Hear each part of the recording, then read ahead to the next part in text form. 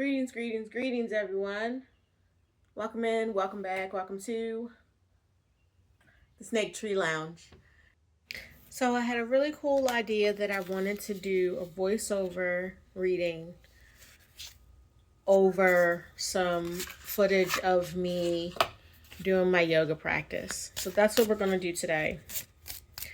See, the first card that comes out of the deck that I've made. I didn't name this deck. It's just a deck that it's a regular deck of cards that I wrote different things on. Let's see.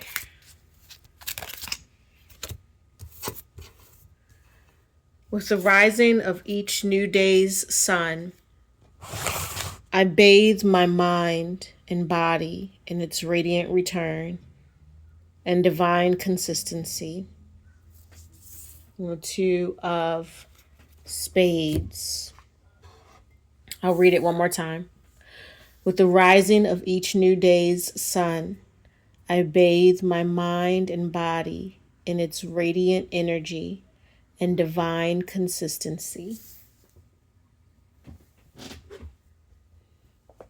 I wrote the sun and the moon on this card with that quote. I think I got that out of my journal. So we have the sun and the moon's phases, the Two of Spades. So really just leaning into the energy of being grateful for each day, allowing radiance to arrive and be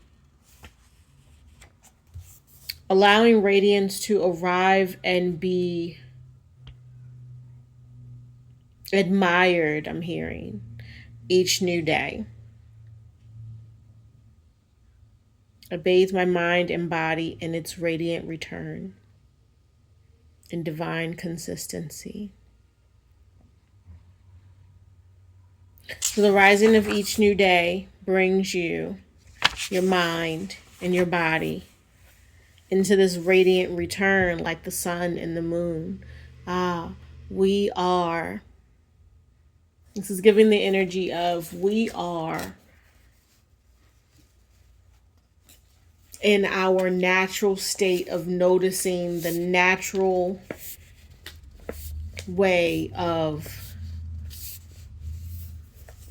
nature. I know that's the same word in many different ways, but in noticing the natural way of nature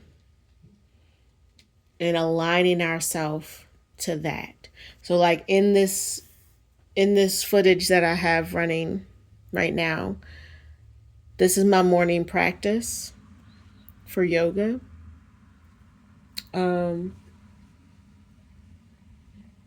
At least half of the days out of the week, I try to get out on the porch, especially in the warm weather. I don't do it as much in the cold weather, but when I get up, I try to get out on the porch, soak in some of the new day's sun, do some yoga movement practice, and sometimes I draw. And it's really grounding to me to have this practice. Going off of the Two of Spades takes me to the two in the tarot, which is the High Priestess. Like the moon, she sees through the darkness, illuminating what is hidden, reminding us that we all need to that all we need to know is already within us. Illuminating what is hidden, reminding us that all we need to know is already within us. Reminding us that all we need to know is already within us. So the High Priestess energy, having those times within each day allows us to come into ourselves in a way that is not just a return to a new day, but a returning to ourselves. We're coming out of the astral, we're coming out of the dream state, out of the liminal state when we wake up, and having that time, those practices that may change day to day, but having a practice that feels deeply felt, that you tap into at least some of your mornings, is going to help you ground and remind yourself that all you need to know is already within you. So like, I consider this my yoga practice, what you're watching, and or what I'm showing. You may not be watching, but what I'm showing on the screen. And I've trained in many different styles of yoga, but when it comes to my own practice, I'm just allowing all of that knowledge to flow through me without any particular directive of, oh, I am achieving this particular pose. And while I understand that the poses have been broken down to have different meanings and different alignments, I honor that I, as an individual, have an internal flow of energy that is very far removed from the originators of those particular poses or asanas. And I allow that to flow through me while being informed by what I know from those written lineages.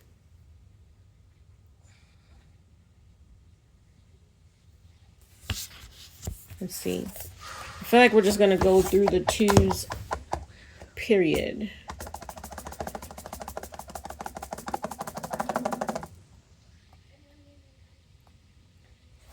So we have the Two of Cups as well. The meeting of two brings balance and harmony in a nurturing relationship.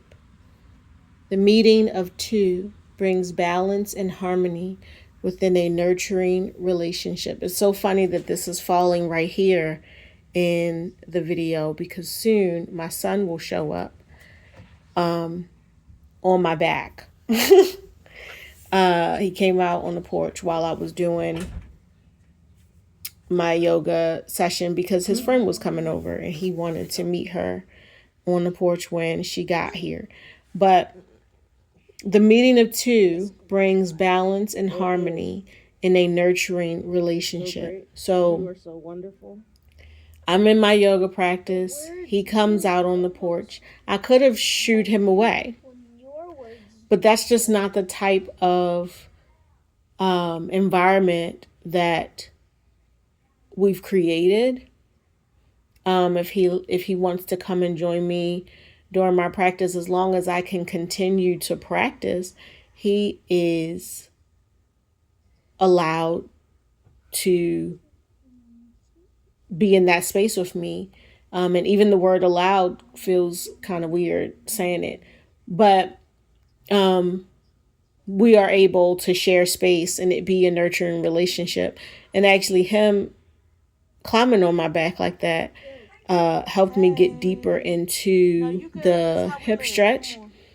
And when his friend and her mom showed up, I stayed right there in that space, and I was still moving through my practice as I talked to the other parent, as long as she understood that that's what I was doing. And then the kids went inside. But the meeting of two brings balance and harmony in nurturing relationships. Nurturing relationships is really sticking out to me right now. Needing to make sure that we have nurturing relationships. And something that often comes out to me in my mind, just on its own, is like when two or more gather, which is something I used to hear in church a lot as a kid, that like when two or more gather on one accord, like magic can happen. That's not what's said in the Bible, but this is the way that I interpreted it. And it's like when you have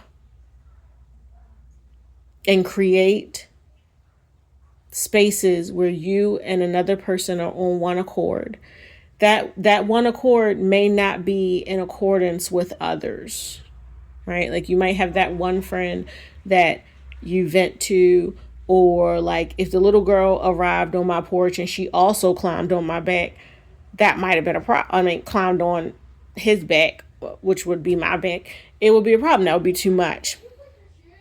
So it's like understanding what a nurturing relationship is. He came out with me, which created a one-to-one nurturing relationship too.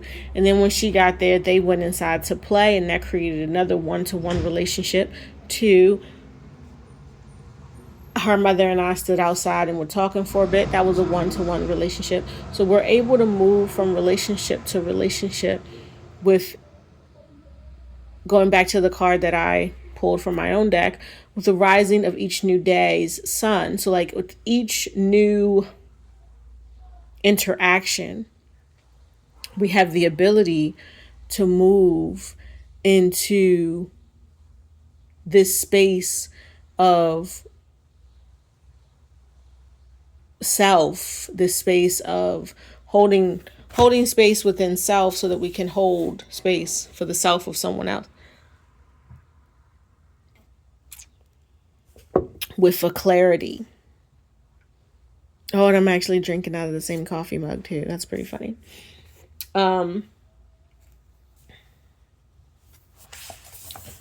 Let's see. Let's move on. Moving to the Two of Pentacles. So I'm just moving through my tarot book. And just going through all the twos. So the Two of Pentacles, achieving balance is possible when you focus on prioritizing what is most important. So as a parent,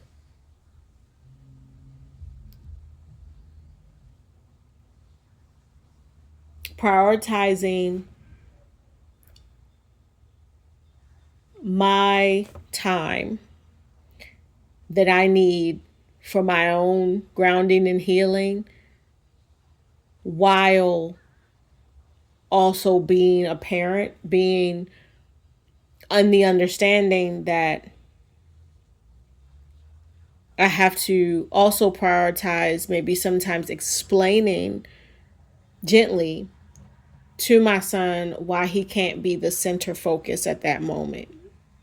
And then understanding that when I do that, I'm creating a foundation of understanding for him that he'll be able to use later on in life when he needs to hold space for prioritizing himself for the greater good, right?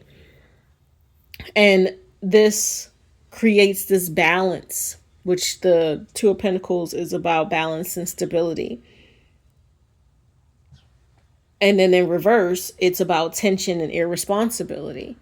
So like if he were to come out and be all up in my business and I get upset and angry at him being a child and not explain to him as a child that right now mama's in a place of focus and I need to be able to focus. This is what focus can look like for self. I'm in my yoga practice.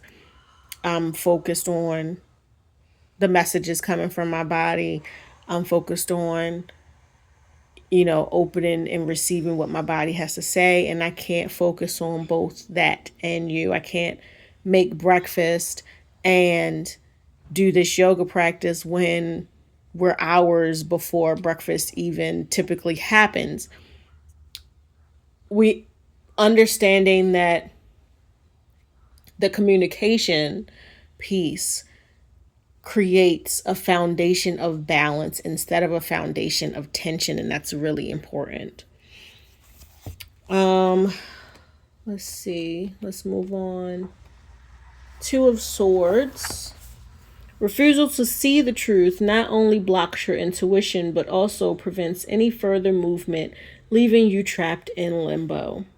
Indecision and self-protection. So, like, understanding why you're doing what you're doing and where you're coming from when you're doing it is really important. But also, practices where you are focused on self, be it you're dancing around just focused on you and your body and feeling the music, or in the emotions and feelings that are coming up in your mind, brain, and body. Same thing with yoga.